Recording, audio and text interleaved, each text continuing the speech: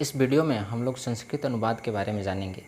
जो कि संस्कृत अनुवाद आप लोगों को काफ़ी डिफ़िकल्ट लगता है। कारण इसमें ये है कि संस्कृत जो अनुवाद होता है उसमें हमें एक शब्द के लिए 21 वर्ड याद करने पड़ते हैं। यानी कि एक नाउन के लिए हमें 21 शब्द याद करने पड़ते हैं।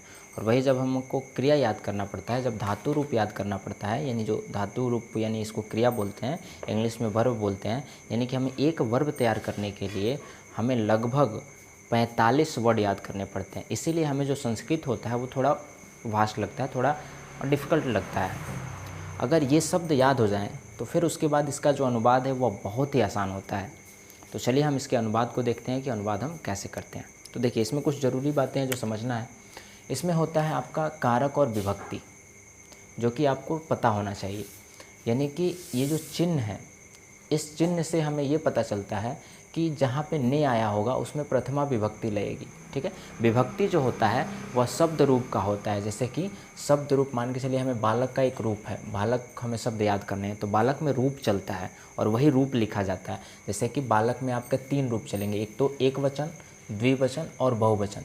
संस्कृत में और हिंदी में क्या होता है कि 3 वचन होते हैं, जबकि जो आपका जो अंग्रेजी होता है उसमें 2 ही वचन होते हैं, यानी 2 ही आपका वचन होता है। जैसे कि एक होता है सिंगुलर और एक होता है प्लुरल। ठीक है, यानी एक वचन और बहुवचन, एक वचन के बाद बहुवचन हो जाता है।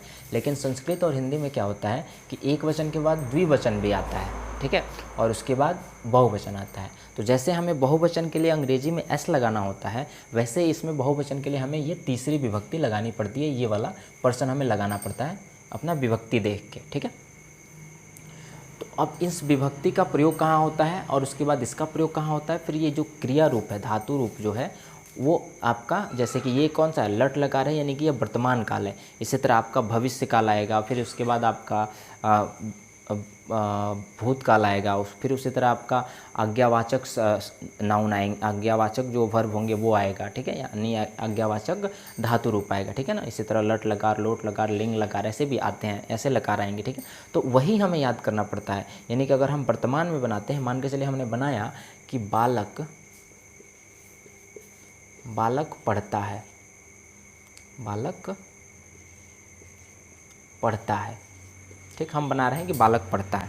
तो इसके लिए हमें क्या करना पड़ेगा, बालक पढ़ता है तो हम ये देख रहे हैं कि बालक है, एक वचन है, एक बालक है। ठीक है, और उसके बाद पढ़ता है, यह किस में है, प्रेजेंट में है, वर्तमान में है, तो हमें लट लकार लगाना होगा, इसका रूप लगाना होगा। ठीक है, अब थोड़ा सा आप ध्यान दीजिएगा तो समझ में आ जाएगा यहाँ पे कि यह कैसे बन रहा है। देखिए, इसमें होता है कि कर्ता ने, आपको ये पता होना चाहिए, कर्ता ने, यानी कर्ता का जो चिन्ह होता है वो ने होता है। जैसे कि उसने बुलाया। ठीक है, तो यहाँ पे ने चिन्ह आ रहा है। ठीक है, तो कर्ता में हमेशा प्रथमा विभक्ति होती है।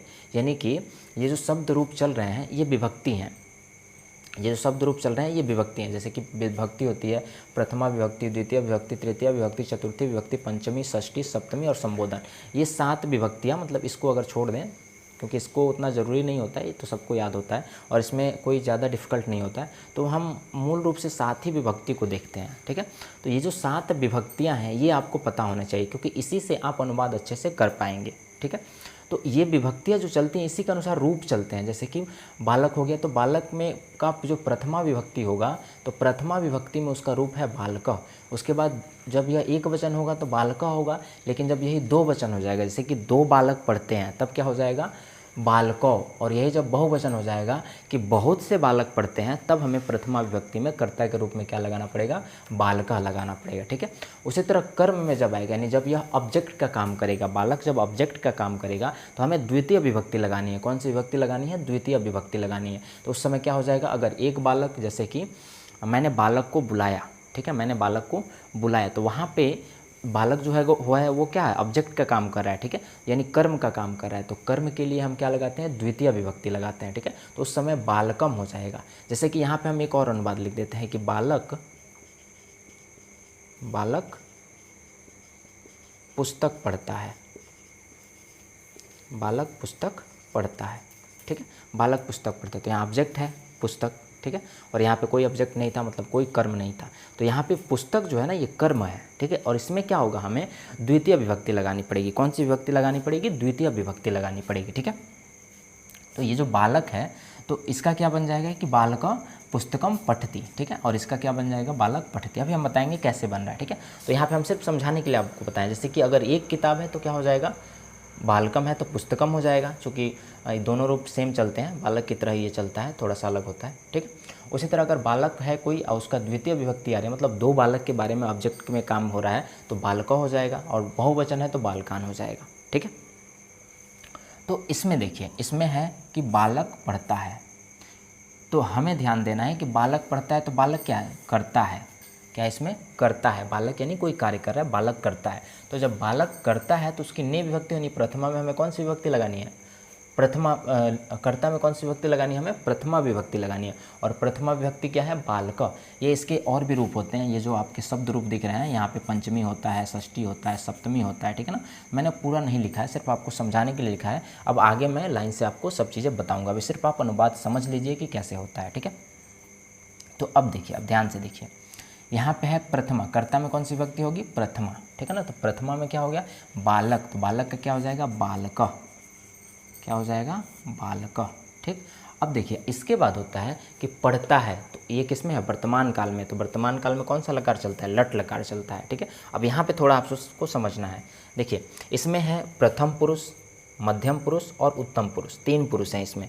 तो जो अंग्रेजी में हम लोग पर्सन पढ़ते हैं कि जैसे कि first person, second person, third person, same वही है ये भी, ठीक है। प्रथम पुरुष, मध्यम पुरुष और उत्तम पुरुष, वही बात है, बस इसमें समझना थोड़ा सा अलग है। उत्तम पुरुष में क्या आ जाता है, तो उत्तम पुरुष में आपका मैं या हम लोग आ जाता है, ठीक है, मैं और हम लोग। और यहाँ पे मध्यम पुरुष में तुम आ जाता है, तुम या तुम लोग, जिसे हम त्वम कहते हैं, तुम या तुम लोग, ठीक। उसके बाद जो प्रथम पुरुष होता है, इसमें सब चीज़ें आ जाती हैं, वह आ जाता है, वे लोग आ जाते हैं, नाम आ जाता है। तो नाम वगैरह किस में आ जाता है, यह प्रथम पुरुष में हो जाता है, जो अंग्रेजी में थर्ड पर्सन बनता है, ठीक है। तो ये क्या हो जाता है, प्रथम पुरुष बन जाता है, यानी किस में आ जाता है कि वह आ जाएगा, कोई नाम आ जाएगा, ठीक है। तो अब देखिए नाम है, चूँकि बालक क्या है, नाम है ना, बालक एक नाम है, यानी एक नाउन है, ठीक है। तो नाउन है, जब नाम है, ये करता है और ये नाम है, तो नाम के लिए हमें क्या लगाना है, किस में जाता है, प्रथम पुरुष में जाता है, ठीक है। तो हम क्या करेंगे, प्रथम पुरुष में जिस वचन का कर्ता होगा उसी वचन का, देखिए यहाँ पे इसमें भी तीन वचन दिख रहे हैं आपको, इसमें भी आपका जो धातु रूप है यानी जो क्रिया है उसके तीन रूप यहाँ पे चल रहे हैं, एक वचन चल रहा है, द्विवचन और बहुवचन, तीन रूप चल रहे हैं। तो जो कर्ता होगा, कर्ता में जो वचन लगा होगा, यानी जो उसमें एक वचन का होगा तो जो क्रिया होगी उसको भी हम एक वचन का ही डालेंगे, ठीक है। अगर ये द्विवचन का है तो क्रिया भी हमें द्विवचन से ही डालना है, ठीक है। और यदि यह बहुवचन है तो इसका भी हम क्या करेंगे, क्रिया का भी हमें बहुवचन ही डालना है, ठीक है। जैसे कि बालक है, तो बालक किस में आता है, प्रथम पुरुष में, नाम है तो यह किस में आ गया, प्रथम पुरुष में। और अब देखिए बालक पढ़ता है, तो हमने अभी बताया था बालक कौन सा वचन है, एक वचन है, क्योंकि हमने कहाँ लिखा, एक वचन, एक बालक है, ठीक है। तो यह एक वचन में आ गया, यानी बालक हो गया, ठीक है। तो क्रिया में हम देखेंगे कि एक वचन में प्रथम पुरुष में क्या चल रहा है, यानी कि ना बालक जो है वो प्रथम पुरुष में है, तो प्रथम पुरुष का एक वचन का पठ का जो है वह रूप क्या है, तो पठ का रूप क्या है, पठती, तो क्या हो जाएगा, बालक पठती, ठीक। ये आपका अनुवाद हो गया। उसी तरह अब हम इसमें आते हैं, बालक पुस्तक पढ़ता है, ठीक है। तो बालक पुस्तक पढ़ता है, तो अब देखिए ये सब्जेक्ट है, यानी ये करता है, ये कर्म है और ये क्रिया है, धातु रूप है, ठीक है। तो इसमें अब थोड़ा सा समझिए आप, बालक जो है वो क्या हो गया, बालक एक बालक है, तो एक बालक है तो ये किस में चला जाएगा, चूँकि कर्ता में प्रथमा विभक्ति होती है, तो प्रथमा विभक्ति कौन है, ये है आपका बालक, ठीक है। तो जब बालक है तो यहाँ पे हो जाएगा बालक, बालक। और उसके बाद अब देखिए पुस्तक पढ़ता है, ठीक है। तो हमें क्या करना, इसमें संस्कृत में जो होता है ज़रूरी नहीं कि हम इंग्लिश की तरह बनाएं, यानी कि ऐसा नहीं कि सब्जेक्ट लिखें फिर क्रिया लिखें, ज़रूरी नहीं है। अगर संस्कृत के अनुवाद में इतना आसानी है, इतना इसमें आसान मतलब अनुवाद है, मतलब ग्रामर इतना आसान है कि यदि आप शब्दों में विभक्ति और वचन सही लगाते हैं तो उस शब्द को आप चाहे कहीं भी लिख दें, श्लोक वगैरह जो होते हैं वो उसी तरह लिखे गए होते हैं, उसमें विभक्ति और वचन सही लगाकर उसे कहीं भी लिख दिया जाता है शब्द को, कोई अंतर नहीं पड़ने वाला, वो वाक्य अपने आप सीधा हो जाएगा जब आप पढ़िएगा। क्योंकि जब विभक्ति वगैरह लगा के जब उसका अनुवाद कीजिएगा तो वह वाक्य अपने आप क्या हो जाता है, सीधा हो जाता है, ठीक है। तो इसमें ये आपको छूट रहती है, स्वतंत्रता रहती है कि आप क्या कर सकते हैं कि विभक्ति और वचन सही लगाकर शब्दों को कहीं भी डाल सकते हैं, ठीक है। तो पुस्तक का हम क्या करेंगे, इसके सामने इसके तुरंत बाद लिख देंगे, यानी बालक। अब देखिए पुस्तक क्या है, कर्म है, तो कर्म में कौन सी विभक्ति होती है, द्वितीय विभक्ति होती है, ठीक है। तो द्वितीय विभक्ति में क्या चल रहा है, बालकम चल रहा है, तो ये हो जाएगा पुस्तकम। इसका पुस्तकम होता है फल के रूप में, निर्जीव जो होता है उसमें क्या होता है, फल के रूप में चलता है, ठीक है। तो ये हो जाएगा आपका पुस्तकम, पुस्तकम यानी बालक पुस्तकम। अब देखिए, अब हमने क्या बताया था अभी कि जो कर्ता होगा उसी के अनुसार क्रिया होना चाहिए, सेम, यानी जिस वचन में कर्ता है उसी वचन में क्रिया भी होना चाहिए, ठीक है ना। जिस पुरुष का कर्ता है उसी पुरुष का क्रिया होना चाहिए, ठीक है। तो ये किस पुरुष का है, तो हम देख रहे हैं ये प्रथम पुरुष का है। किस पुरुष का है, ये प्रथम पुरुष का, तो क्रिया भी हमें प्रथम पुरुष का चाहिए। तो क्रिया ये मिल गया प्रथम पुरुष का, प्रथम पुरुष का मिल गया पठती, पठता, पठंती। अब इन तीनों में हमको निर्णय करना है कि क्या रखें। तो अब हम देखेंगे कि बालक का वचन कौन सा है, तो बालक एक वचन है। यहाँ पे हम देख रहे हैं कि बालक क्या है, एक वचन है, तो हमें क्रिया एक वचन डालनी है। तो एक वचन क्रिया क्या हो जाएगी, पठती। तो क्या हो जाएगा यहाँ पे, पठती, यानी कि बालक पुस्तकम पठती। इस तरह हम इसका अनुवाद करेंगे, ठीक है। अब चलिए और भी देखते हैं, कुछ और उदाहरण इस पे देख लेते हैं, ठीक है ना। द्विवचन लेकर बहुवचन लेकर हम समझ लेते हैं, ठीक। अब देखिए आगे, अब हम लेते हैं दो बालक के रूप में कि दो बालक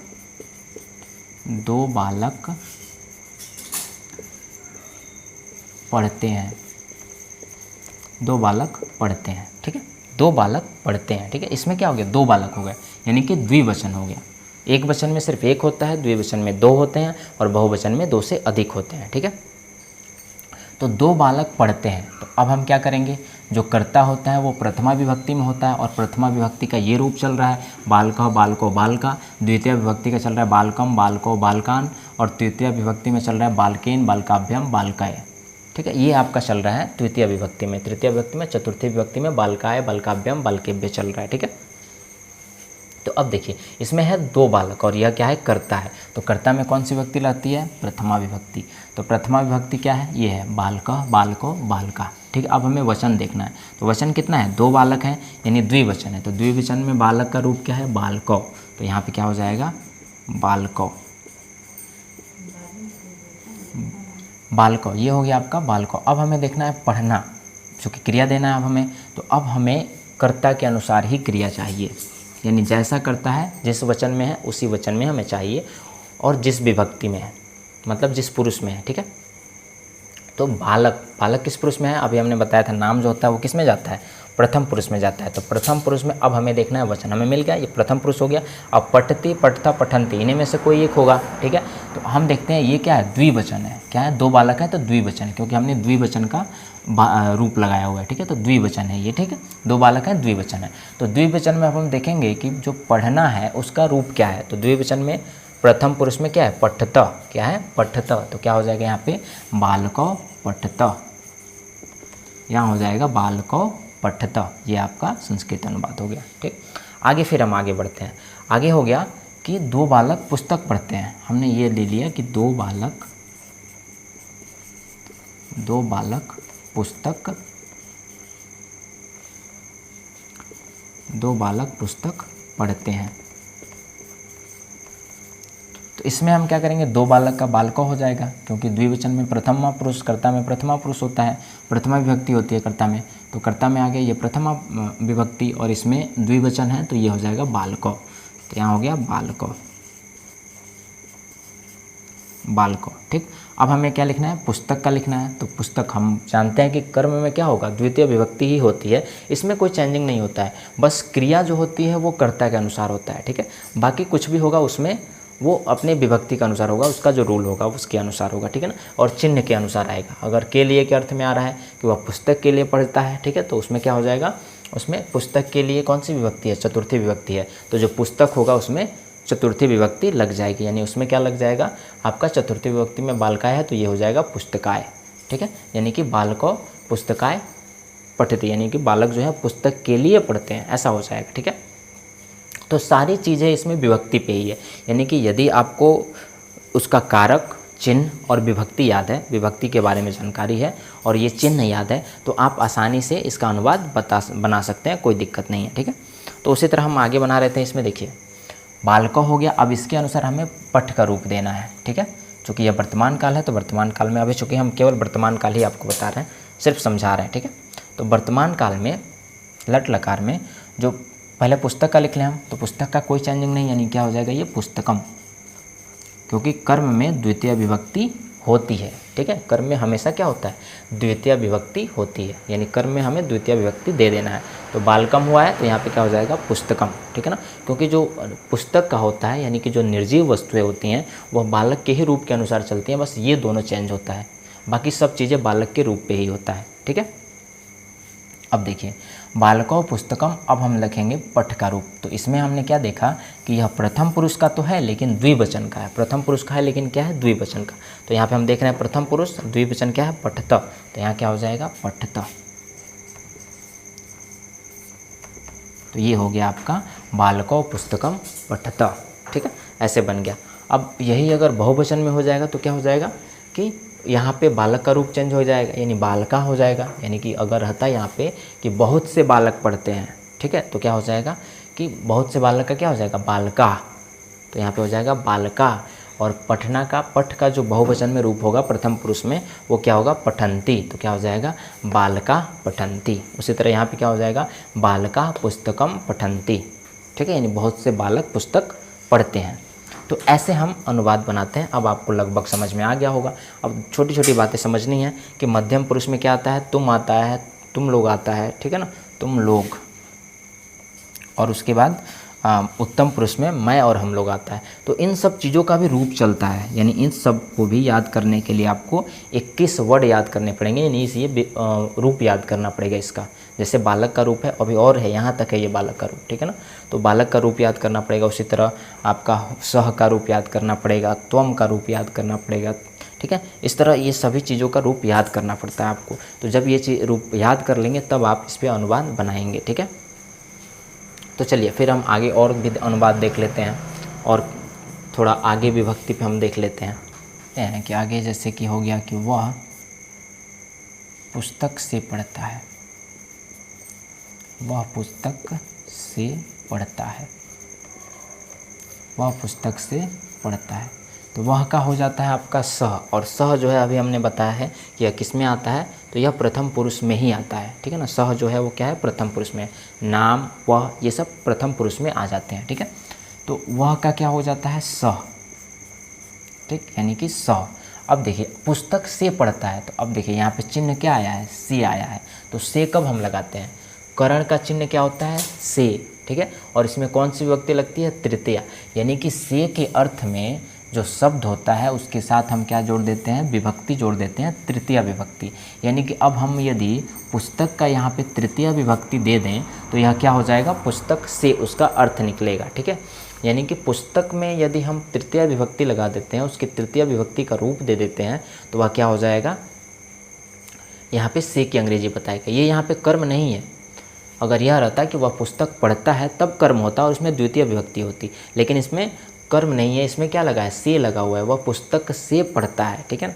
यानी कि पुस्तक से यह एक आपका इसमें से जो है वो आपका प्रीपोजिशन लगा हुआ है, इंग्लिश में आप कह सकते हैं प्रीपोजिशन लगा हुआ है, ठीक है ना। तो यह क्या है आपका कि वह पुस्तक से पढ़ता है, तो से के लिए चिन्ह क्या होता है, आप देखिए से का करण होता है, यानी करण होता है, इसका कारक करण होता है, और चिन्ह क्या होता है से, और से में का अर्थ में क्या देते हैं हम तृतीया विभक्ति देते हैं। तो यहाँ पे क्या हो जाएगा पुस्तक का तृतीय विभक्ति बालकेन के अनुसार ही चलेगा। तो यहाँ पे बालकेन है तो ये क्या हो जाएगा पुस्तकेन, क्या हो जाएगा पुस्तकेन, सह पुस्तकेन, सह पुस्तकेन। उसके बाद अब सह के अनुसार हमें क्रिया का रूप देना है। तो सह क्या है, सह एक वचन है, ठीक है ना। सह वह मतलब एक वचन, वह जो है वो क्या है एक वचन है, ठीक है। और एक वचन में आपका क्या आ रहा है या किस रूप में, किस में जा रहा है पुरुष में, प्रथम पुरुष में जा रहा है, ठीक है ना। तो प्रथम पुरुष में हम एक वचन का पठ का रूप देखेंगे, तो क्या है पठती है। तो क्या हो जाएगा यहाँ पे सह पुस्तकेन पठती, यानी वह पुस्तक से पढ़ता है।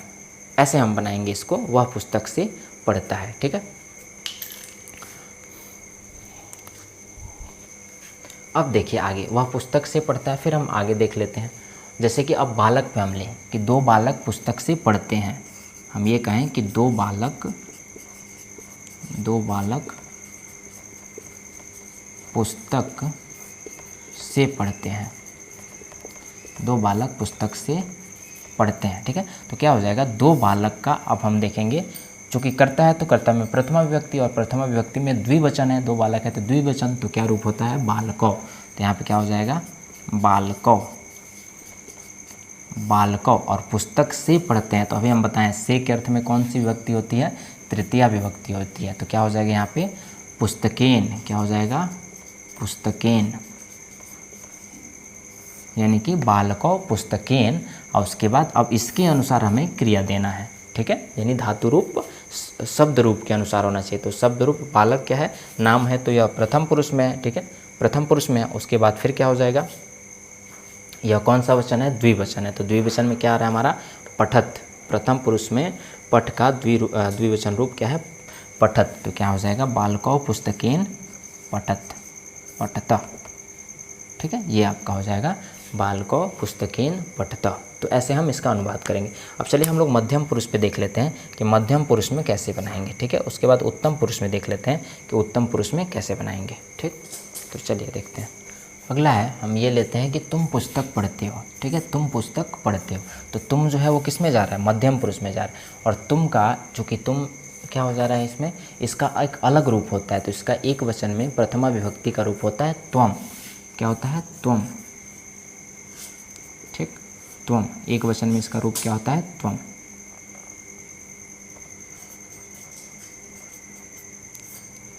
प्रथमा विभक्ति में, क्योंकि हम जानते हैं कर्ता में प्रथमा विभक्ति होती है, तो प्रथमा में विभक्ति में एक वचन में इसका रूप होता है त्वम। अगर यही तुम दोनों होता तो इसका द्विवचन रूप देते हैं प्रथमा विभक्ति का। ठीक है, तो ये है तुम का हो गया त्वम। अब देखिए, पुस्तक पढ़ते हो, तो पुस्तक में ये चूँकि ऑब्जेक्ट है यानी कर्म है, तो कर्म में द्वितीय विभक्ति ऐसे ही होती है।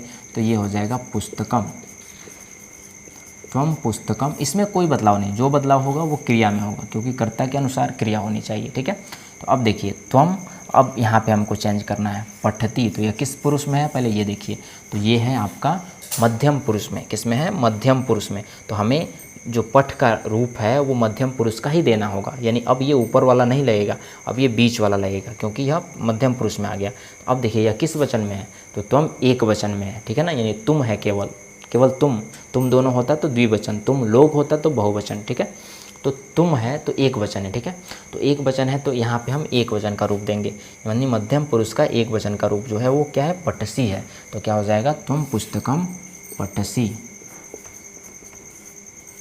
तो ये आपका अनुवाद हो गया, बस कुछ नहीं करना इसमें।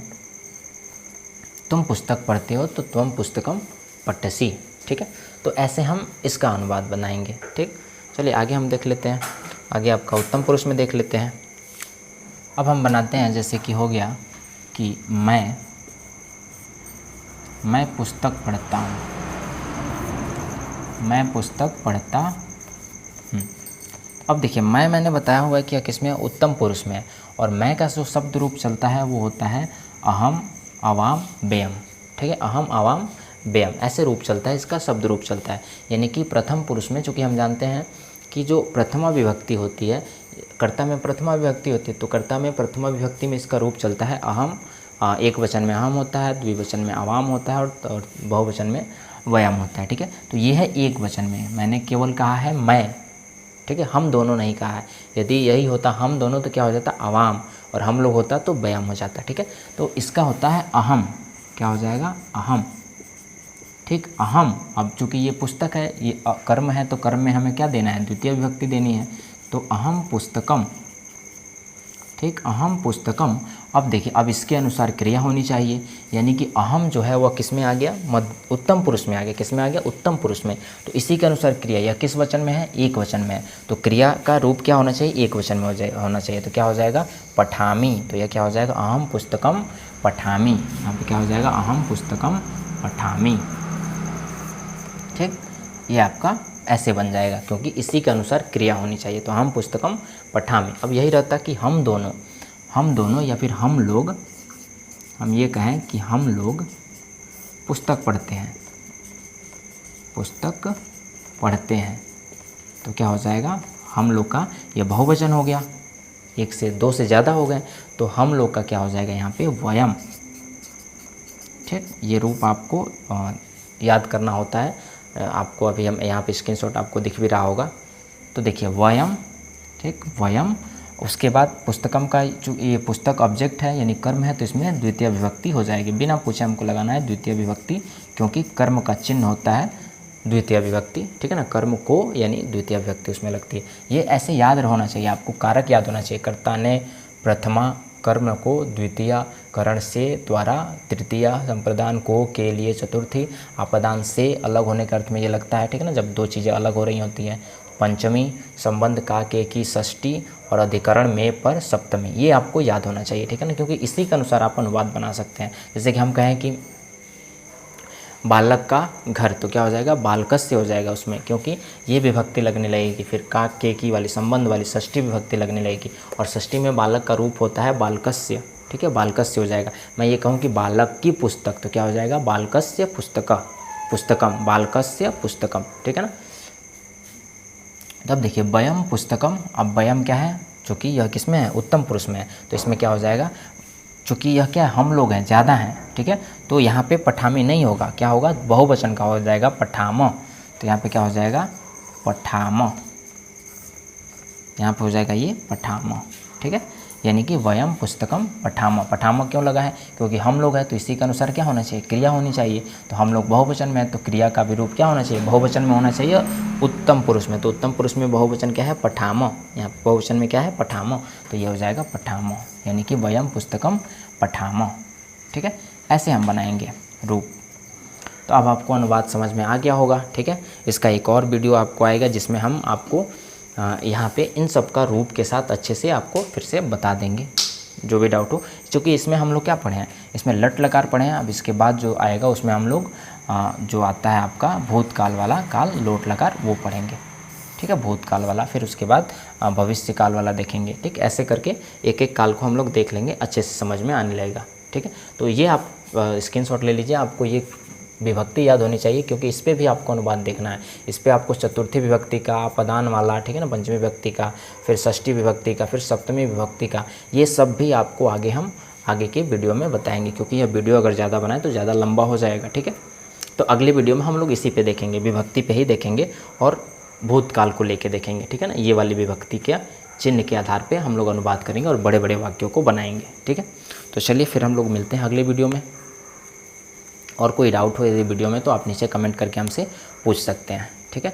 आपका जो मैट्रिक का एग्ज़ाम है जिसमें आप लोग जो अनुवाद वगैरह आता है, तो वो आप आसानी से यहाँ से सीख सकते हैं और आसानी से आप बना लेंगे, कोई उसमें दिक्कत नहीं है। बस 2-3 रूप होते हैं, शब्द रूप होते हैं और धातु रूप होते हैं, जिसको आप याद कर लेंगे तो उसमें जो भी अनुवाद आएगा वह उसी में से होगा और आप आसानी से उसे बना सकते हैं, ठीक है। तो चलिए फिर हम आगे आपको बताएंगे अगले वीडियो में। तो चलिए, समझने के लिए या जानने के लिए आप लोग वीडियो देखते रहिए।